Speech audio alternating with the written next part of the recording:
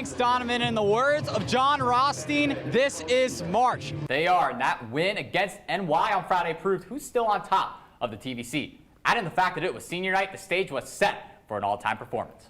Welcome back, everyone. I'm Grant Kiefer with sports, and the Ohio soccer team has made history as the Bobcats are going to their first ever NCAA tournament in program history. The Jackson student section was in the Halloween spirit with the gravestones. They've been taking names and digging graves of 2023 so far. We'll take you out to the first play from scrimmage, and who else but the newly crowned FAC Player of the Year, Cade Wolford, to run this one deep into Marietta territory. Leader in the drive, Nolan Johnson to the outside and shows us a stiff arm to get into the end zone early as Jackson would strike first, up 7-0. Now fast forward all the way to the second quarter. This is where the fun really begins. Nolan Johnson, look at him go. He ran so fast I couldn't keep up with him on the camera. Jackson up 14-zip.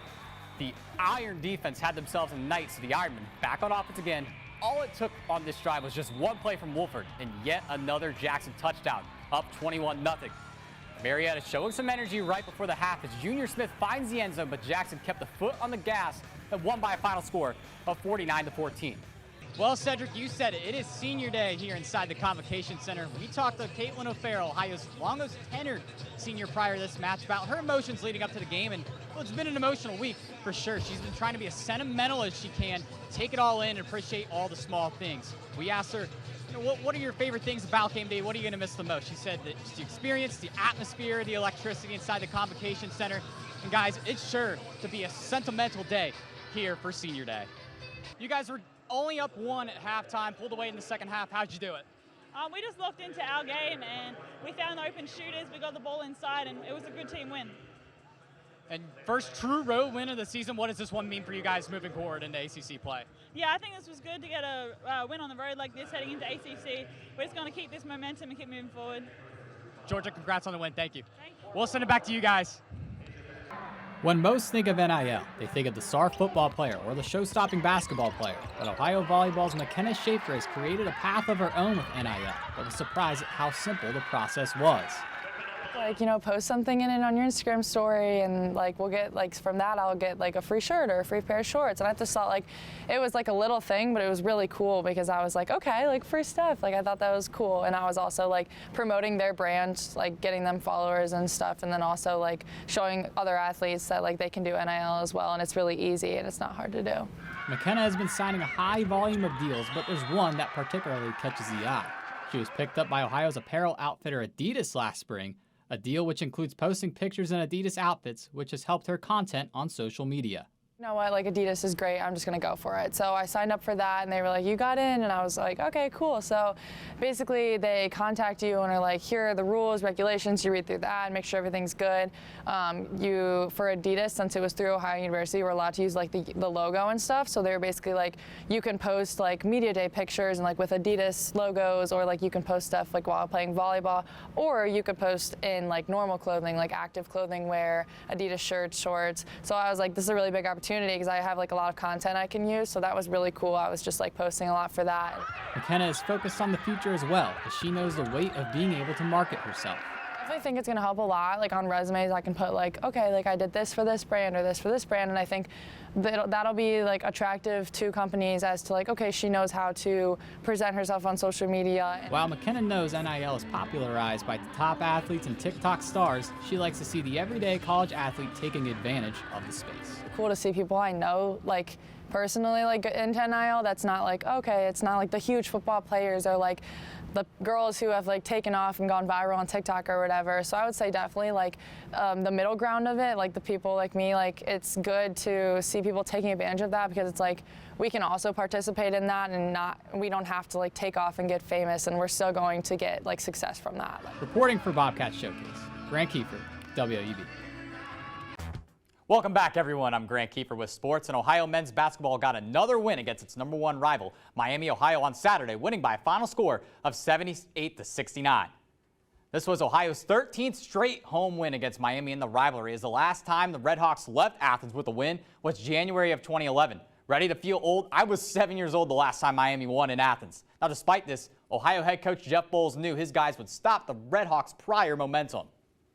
They were probably as hot as anybody coming in. We had a great week last week. They had a better week than we did. They beat Akron at home. You know, they also beat Kent State on the road, so they came in with a lot of momentum. I think they cut it to 3. We had great looks. You know, I think we were up 10 at the time. They cut it to 3, but you know, we found a way towards the end.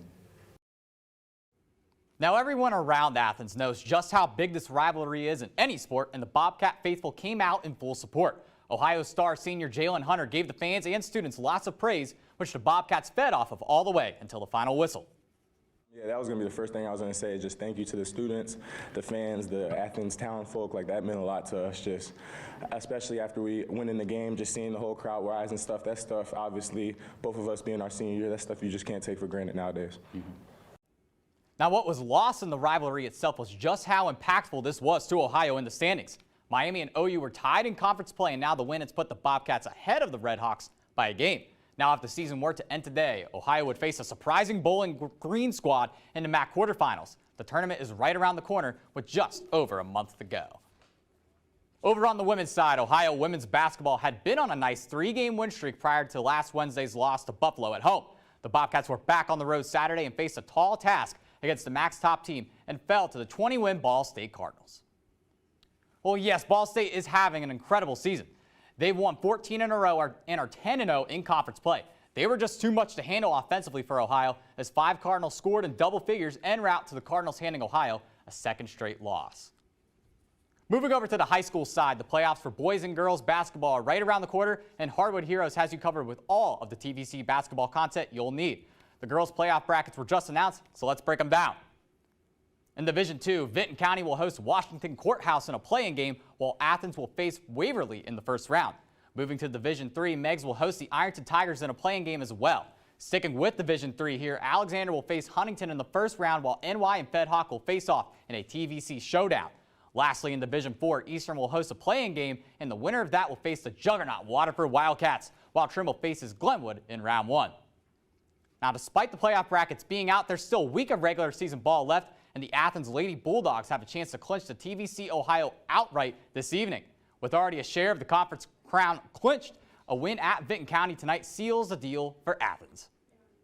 Yeah, you're right about that one. As out in Region 11, the Chillicothe Cavaliers are fighting for a playoff spot while the Miami Trace Panthers are already in and looking to improve its seed. With time running out in the regular season, this game had a lot on the table. Panthers fans, good news for you. The man himself, Garrett Guest, was back in action this week, just 2 weeks after a grade 2 MCL tear. We take you out for the first drive of the game, and Cooper Enox caps off the drive in the end zone, taking a 7-0 lead, and the Panthers get the ball right back on an onside kick. Next drive, Asher LeBeau. Give the man 6. This will be the start of a big game for him. And the Miami Trace offense was cooking early, up 14-0.